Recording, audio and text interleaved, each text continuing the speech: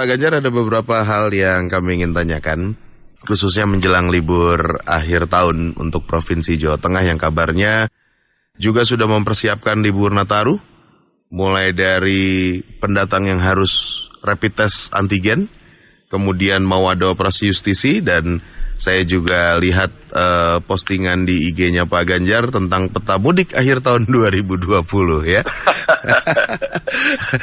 Dua hal itu saja dulu Pak, operasi justisi dan yang mau masuk Jateng harus antigen, rapid antigen Pak. Sebenarnya paling bagus peta mudik dulu.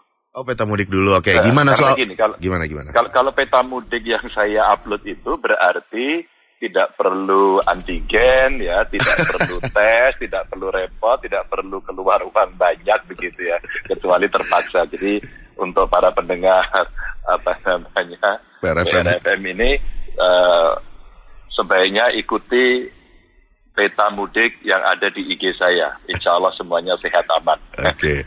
Tapi terkait dengan mereka yang akhirnya harus benar-benar mudik melalui peta yang lain begitu, ini sudah menjadi keputusan kemarin waktu rapat dengan Menko Marinvest, dengan TNI, dengan Polri, dengan para gubernur, wabil khusus untuk gubernur seluruh Jawa dan Bali. Kita ada sepakat semua yang mau masuk itu di daerah-daerah itu atau bepergian meninggalkan tempat ke tempat yang lain, mereka mesti melakukan tes dan itu dipilihnya dengan antigen. Itu menjadi keputusan, maka kita sepakat. Nah, kemarin kita coba terjemahkan untuk yang mau naik pesawat, saya kira itu menjadi satu syarat untuk mereka nanti beli tiket gitu ya. Untuk kereta api juga demikian. Terus kemudian bus yang sekarang masih dalam proses bagaimana cara melakukan tes itu. Dan yang kemarin belum bisa kita bicarakan tuntas adalah mereka yang pakai mobil pribadi. Karena mobil pribadi kan kita tidak pernah tahu berangkatnya kapan. Kalau yang kendaraan umum kan kita bisa tahu karena ada jadwalnya ya.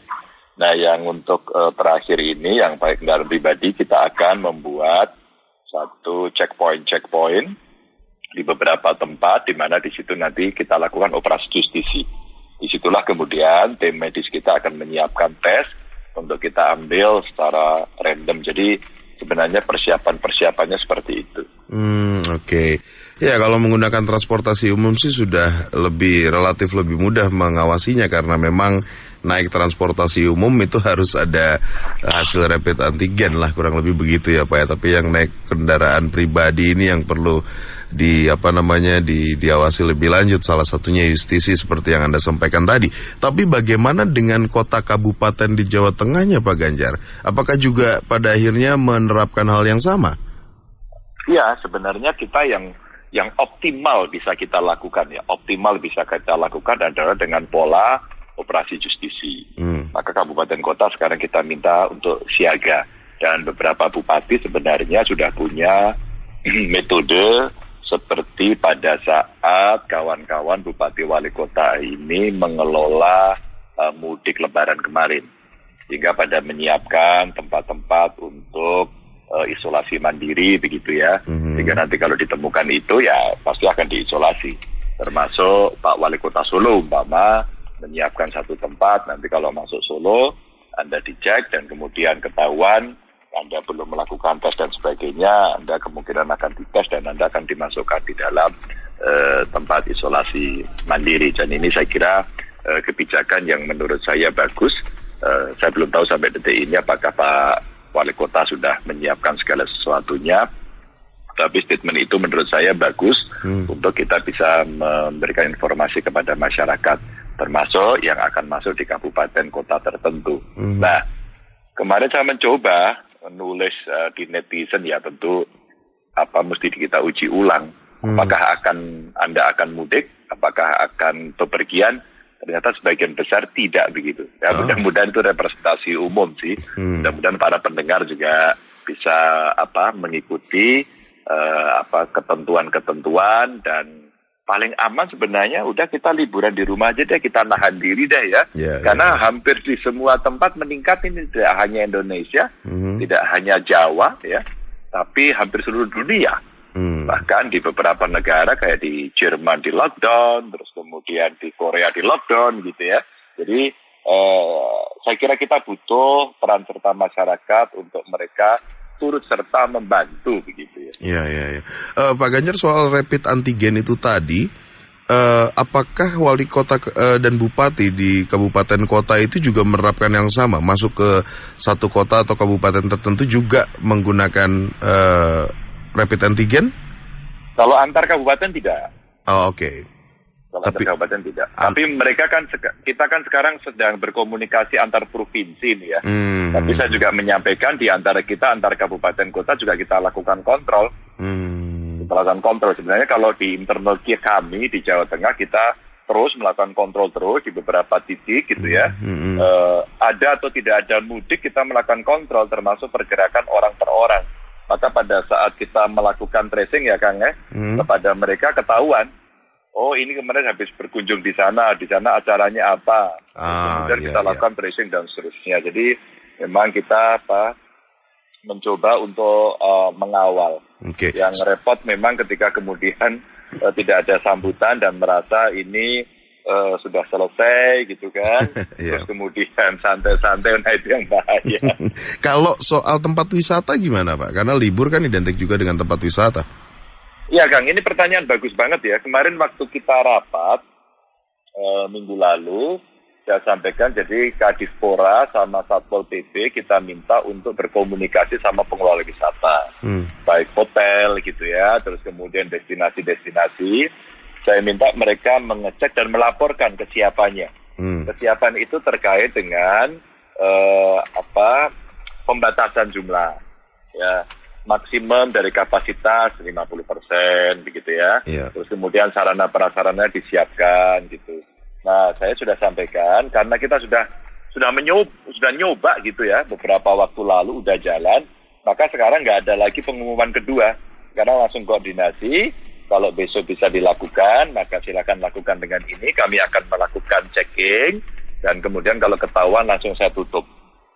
Oke, jadi hanya kalau soal tempat wisata hanya soal pembatasan jumlah, sarana prasarana, SOP-nya harus jelas, protokol kesehatan harus jelas. Hanya itu begitu ya Pak ya? Ya, dan kemudian kalau itu nggak bisa dilakukan atau mereka angkat tangan begitu, nggak boleh buka atau kalau nekat saya tutup. Oke. Kemudian soal perayaan Tahun Baru. Nah, Tahun Baru juga identik dengan perayaan. Apa yang dilakukan Pak Ganjar? Nggak boleh. Jadi karena kita nggak boleh terus ini kita nggak enak nih Mas. Semua ditanyain, gimana Pak Gubernur? Semua nggak boleh.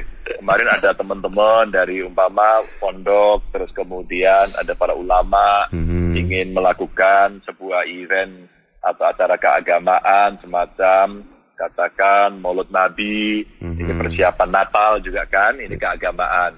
Saya menyampaikan begini, tidak ada larangan, sama sekali tidak ada larangan. Yang boleh adalah acaranya dibuat mengikuti kondisi. Artinya, silakan menyelenggarakan tapi secara daring. Yang datang ya secara luring boleh dibatasi. 50 saja. Kalau izinnya kemudian 100, masih kami izinkan sesuai dengan kondisi ruangan dan sebagainya. Nah setelah itu kita bantu streaming. Nah dengan cara itu bisa kita lakukan. Kami sudah beberapa kali uji coba. Umpama kami punya program namanya Jateng Bersolawat. Jateng Bersolawat ini kita coba. Bahkan kita ajak televisi untuk menyiarkan. Dan dari komisi penyiaran juga membantu menyiarkan. Jadi kami senang gitu loh. Jadi kita membuat ekosistem baru.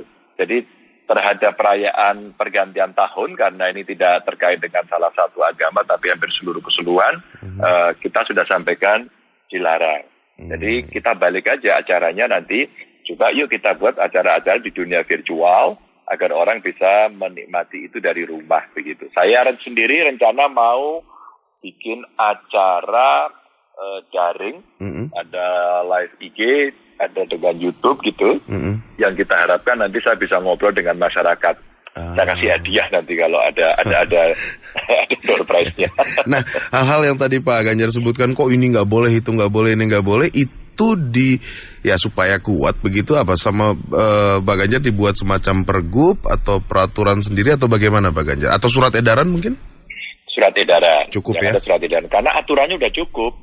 Sebenarnya kita itu kan aturan udah komplit nih ya. Dari undang-undang penyakit menular, ada kami punya Perda juga tentang penyakit menular dan tidak menular, kami juga sudah ada. Terus kemudian peraturan gubernur juga sudah ada. Ini tinggal tinggal penegakan hukum kok.